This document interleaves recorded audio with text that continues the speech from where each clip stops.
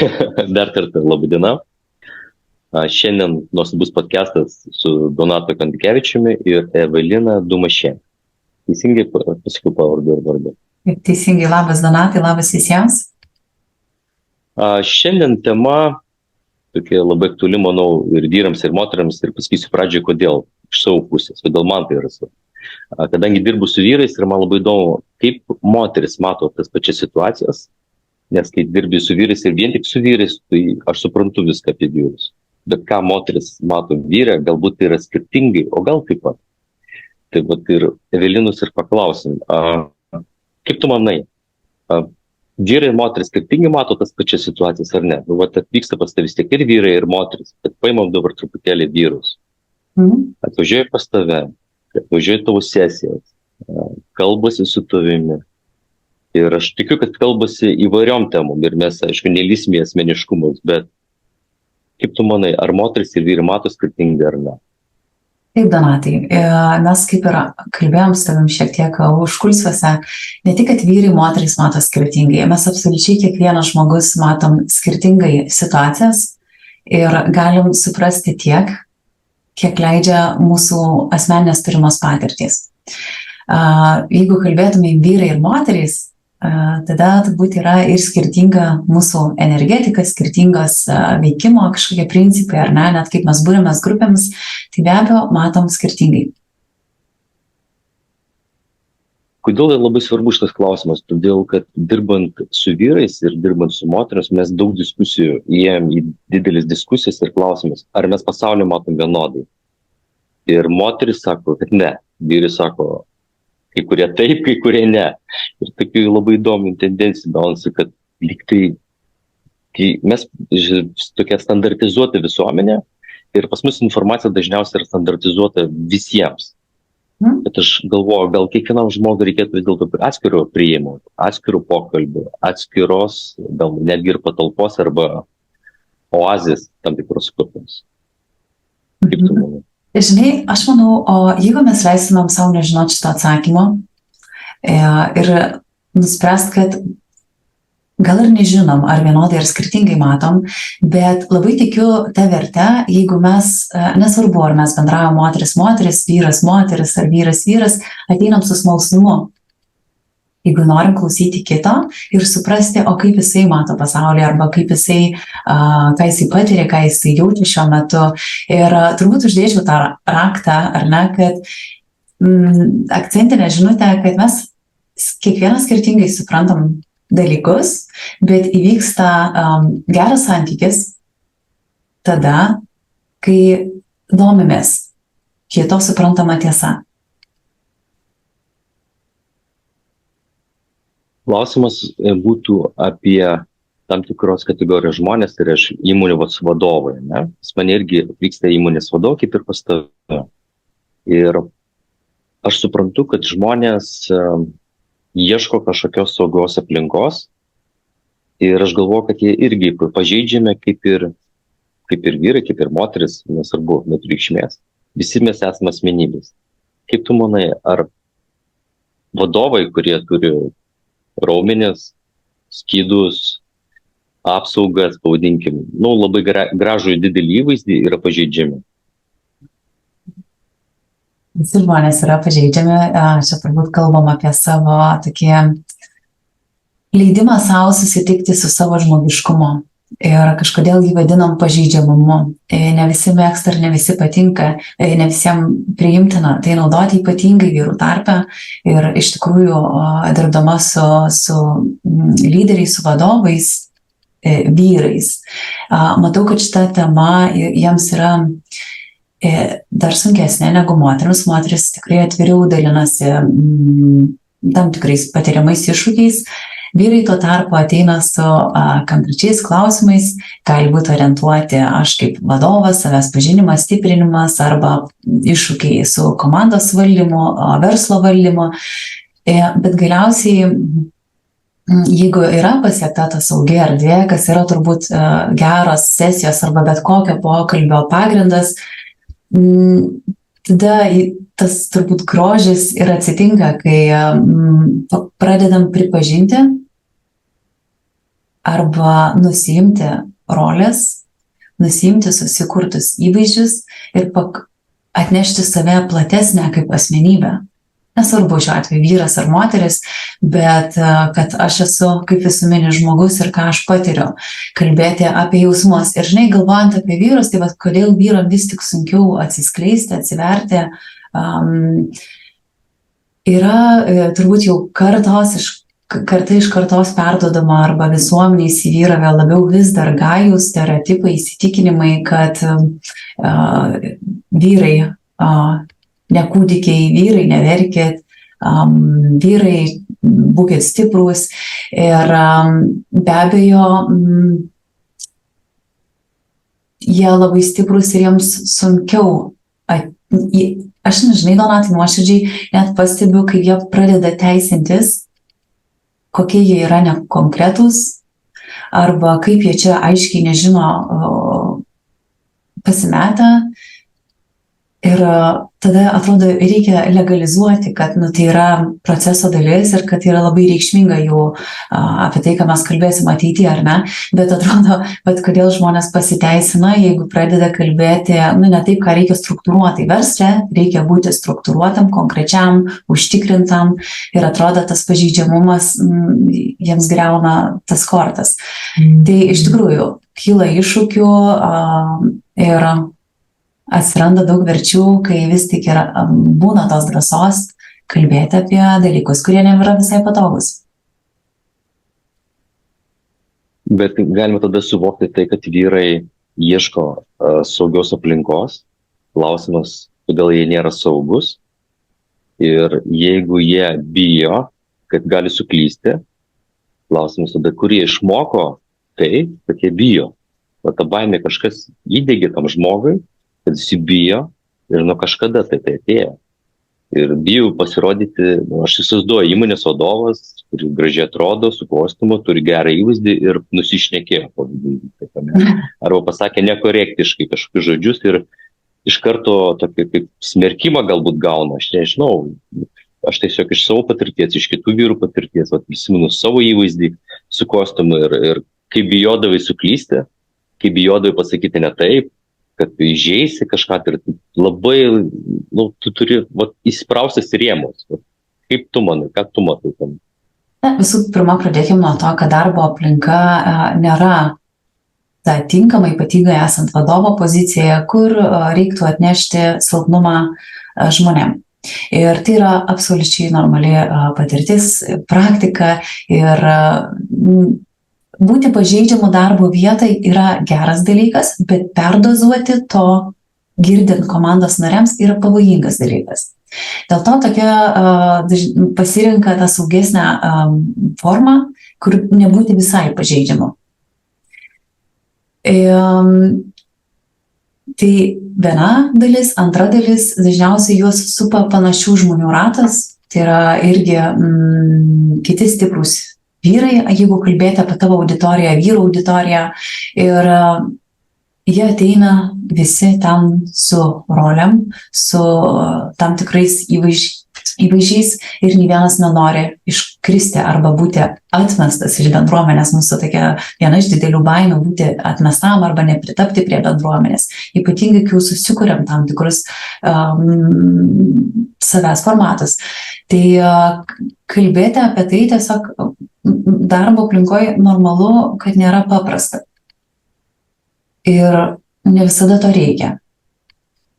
Pripažinti, jeigu žiūrėtumėm į vadovą, kad galbūt aš čia suklydau ar ne, ir šitoje vietoje tai yra dalis pažeidžiamumo, yra sveikintina.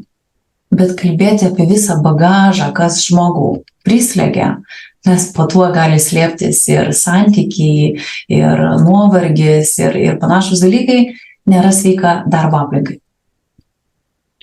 Manau, kad tai, ką tu pasakai, labai gerai atspindėtų, kaip tik nesenai žiūrėjau du filmus, Džentelmenai ir Guy Ritchie, režisierius, ir Aleksandras Makedonietis. Tai labai gerai parodo vyrų pasaulį, kad jeigu vyras jaučiasi pažeidžiamas ir silpnas, ir kaip ant jo, sakysim, taip čia vyriškai, taip lipa kiti vyrai ir jam reikia parodyti savo galbūt galę, parodyti savo vertę, parodyti savo, kitiems vyrams savo, tam tikrą vietą. Kaip tu matai iš moteriškos pusės, kaip vyrai, vyras, galingas, tvirtas, lyderis ir staiga įsiverkia? Žavu. Daug vyrų norėtų pravirkti, bet jie negali. Kodėl? Individualūs atsakymai. Ir ne todėl, kad tam, sakyčiau, kad vyrai, jums reikia paverkti. Ne, tiesiog konstatuoju, kad yra daug istorijų, kur aš girdžiu pripažinimą, kad aš norėčiau verkti, nes nesu to daręs visą savo gyvenimą, ten kiek ar nepamenu, nuo turbūt paauglystės. Stovi guzas čia, bet negaliu pravirkti. Tai ar gerai, ar negerai, Donatai, vėl aš nevertinu absoliučiai ir mes kaip kalbėjom, yra tiek daug grožio, kai mes nustojam vertinti tam tikrus dalykus, bet yra tiek daug stiprybės, kai mes pripažįstam poreikį, leidžiam jam pasireikšti ir toliau įjungti savo tą tokią kovotoją, jeigu kalbėt apie vyrą. Ir nežinau, grupės vyrų, tu darai tą, ar ne, geras sprendimas, bet vėl, kodėl vyrai galbūt irgi bijo eiti į vyriškas grupės, galim pakalbėti, nes ten yra daug energijos, daug potencialo, tą, ką tu darai. Ir aš tokia lyg ir žinutė, ką girdžiu iš dirbdama su vadovais, su klientais, manau, kad po tuo slepiasi saugaus santykio neturėjimas, intimaus santykio neturėjimas nuo vaikystės su vyriška giminė. Ir šiuo atveju aš kalbu apie santykį su tėvu, apie santykį su vyrais, kurie supo aplinkoje. Tiesiog jie nematė intimaus, sveiko santykio vyrų tarpe. Ir kai aš vartoju žodį intimus, gali skambėti šiek tiek įdomiai šitam kontekste, bet turiu omeny, kad tai intimu tampa tada, kai mes galim pakalbėti apie jausmus, apie norus, apie troškimus, apie žmogų kaip asmenybę, nes vyrai labai gerai išmoksta kalbėti apie rezultatus, apie tikslus, įvaldyti tam tikras temas, bet kaip ir kiekviena moteris mes turim savo vyriškąją dalį, kuri, jeigu ne per daug pasireiškia, jinai yra pakankamai žavi, nes mes tada irgi galim sutelkti savo dėmesį į tam tikrus dalykus. Ir lygiai taip pačiai vyrai turi savyje tą švelnąją pusę, kuri yra užgniaužta. Turbūt stabtelnu, nes galbūt nori tu atreaguoti. Aš tiesiog prisimenu paskutinį šitą savaitgalį ir aš mačiau, kiek vyrai verkia.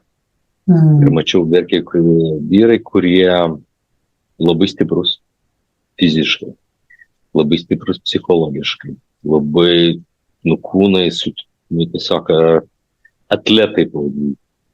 Bet įvedus į tam tikrą ekstremalią situaciją, išlenda vaikystės traumos ir verkia dažniausia. Mane paliko tėvas, mane nemylėjo tėvas, mane žemino tėvas. Aš prisimenu po daug metų. Ir tai gera matyti, kaip jie verkia, bet gera matyti po to, kaip jie šypsosi. Kaip visą tai tiesiog išeina.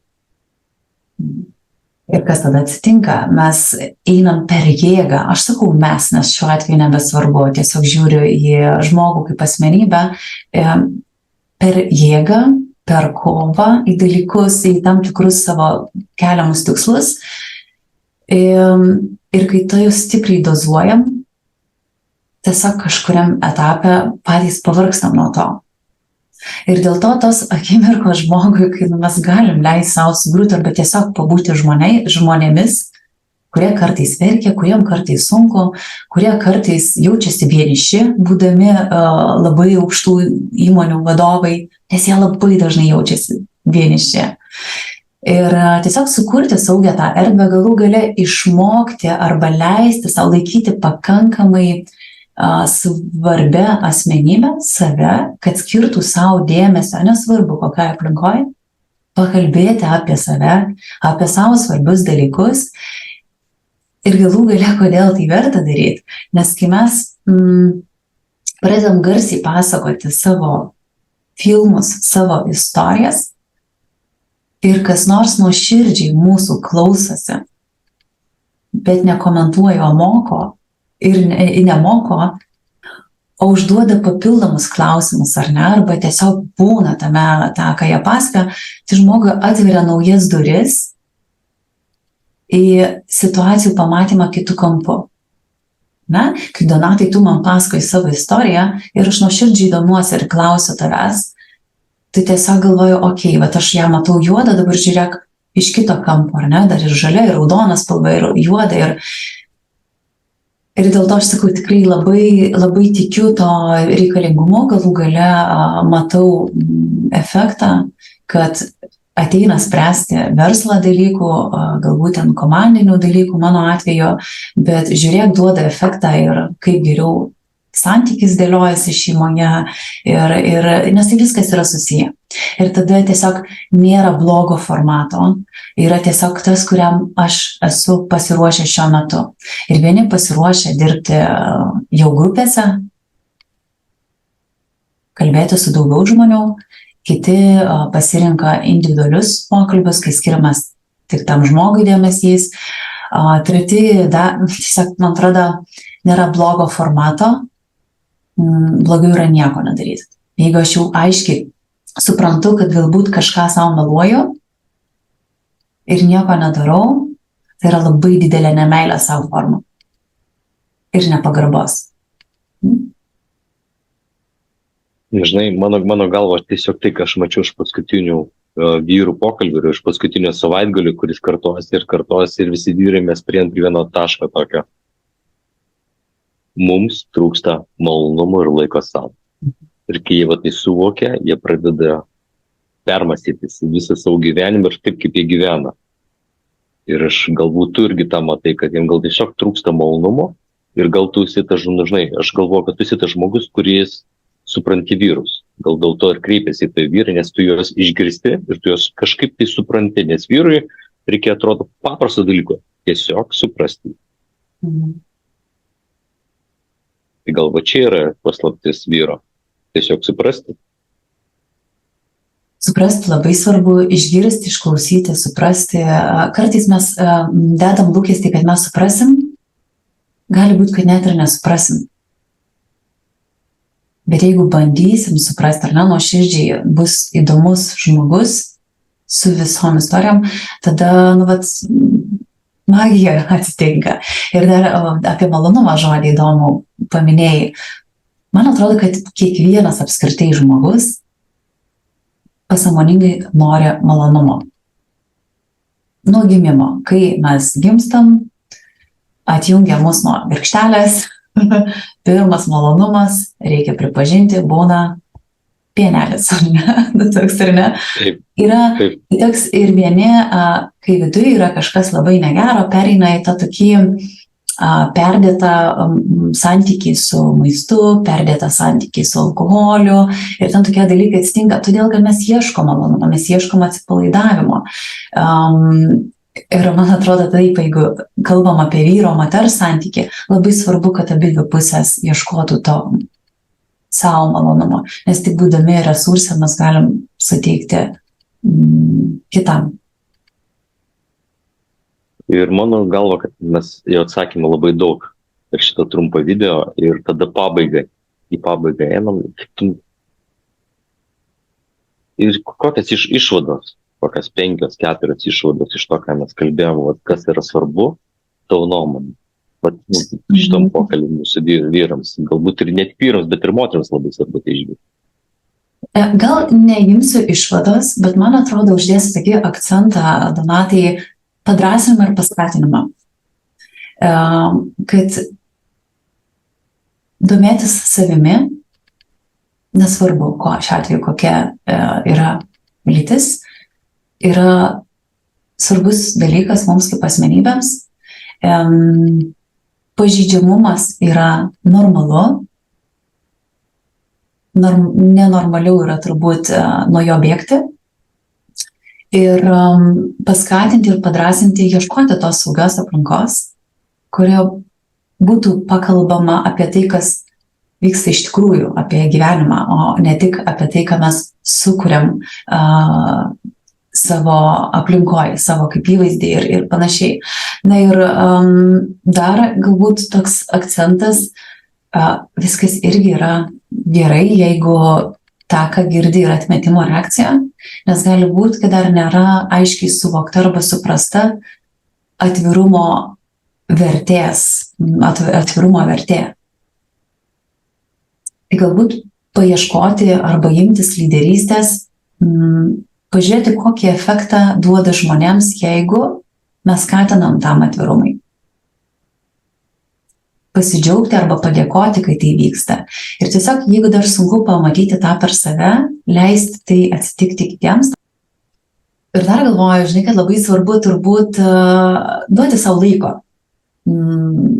Laiko ar leidimo nepulti iš karto, ar ne, kad aš visas išsiverčiu čia kaip marškinius į kitą pusę ir ateinu kaip atvira knyga.